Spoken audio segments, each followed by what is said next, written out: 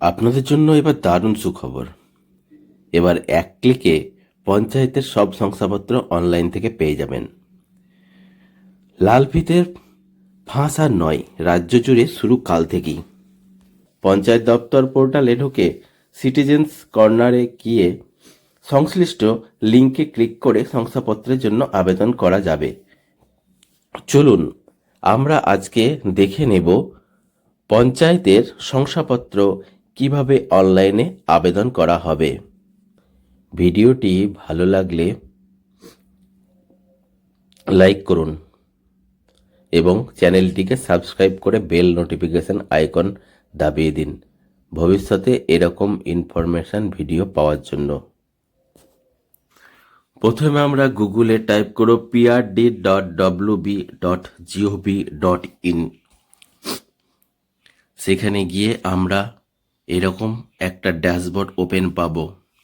নিচের দিকে স্ক্রল করে আমরা দেখতে পারবো পঞ্চায়েত ম্যানেজমেন্ট সিস্টেম। এখানে ক্লিক করে দেব। এখানে ক্লিক করার সঙ্গে সঙ্গে একটা নতুন পোর্টাল ওপেন হবে, wbpms.in। এখানে আমরা এই মেনু বারে ক্লিক করব। মেনু বারে ক্লিক করার পর আমরা দেখতে পাবো এখানে home, citizen corner, news letter, panchayat help desk এবং লগ ইন 5টা অপশান আছে। তার মধ্যে দ্বিতীয় নম্বর অপশান সিটিজেন কর্নারে প্রবেশ করব।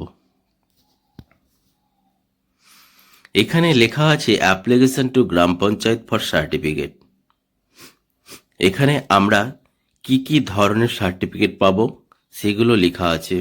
1 নম্বরে আছে রেসিডেন্টাল সার্টিফিকেট, দ্বিতীয় নম্বরে আছে ক্যারেক্টার সার্টিফিকেট, তৃতীয় নম্বরে আছে ইনকাম সার্টিফিকেট, চতুর্থ নম্বরে আছে সেম পার্সন সার্টিফিকেট, পঞ্চম নম্বরে আছে ডিস্টেন্স সার্টিফিকেট, ষষ্ঠ নম্বরে আছে কাস্ট অথেন্টিকেশন অর্থাৎ কাস্ট সার্টিফিকেট। কিভাবে আবেদন হবে, কি কি ডকুমেন্টস লাগবে তার সমস্ত তথ্য এখানে দিয়ে দিয়েছে। পাসপোর্ট সাইজ আপনার 100 কেবির মধ্যে লাগবে।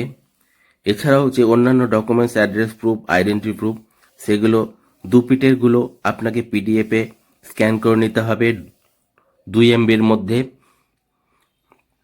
কি কি আপনার ডকুমেন্টস লাগছে এর জন্য, তার জন্য আপনাকে আধার কার্ড দিতে হবে, অথবা পাসপোর্ট দিতে হবে, অথবা ড্রাইভিং লাইসেন্স দিতে হবে, ভোটার কার্ড দিতে হবে, রেশন কার্ড দিতে হবে, ইনকাম ট্যাক্স প্যান কার্ড থাকলে প্যান কার্ড দিতে পারেন, ব্যাংকের পাসবই থাকলে পোস্ট অফিসের পাসবই দিতে পারেন। বলছে 7 দিনের মধ্যে আপনাকে সার্টিফিকেট দিয়ে দেওয়া হবে এবং সার্টিফিকেটটার ভ্যালিড কিন্তু 6 মাস থাকবে। 6 মাস পর যদি কোনো কাজে আপনার প্রয়োজন পড়ে তাহলে আপনাকে আবার অ্যাপ্লাই করতে হবে। নিচে দেওয়া এগ্রিমেন্টটাকে টিক করে দেবেন। তারপরে আপনি প্রসেসে যাবেন। প্রসেসে গিয়ে আপনার মোবাইল নাম্বার এখানে টাইপ করবেন।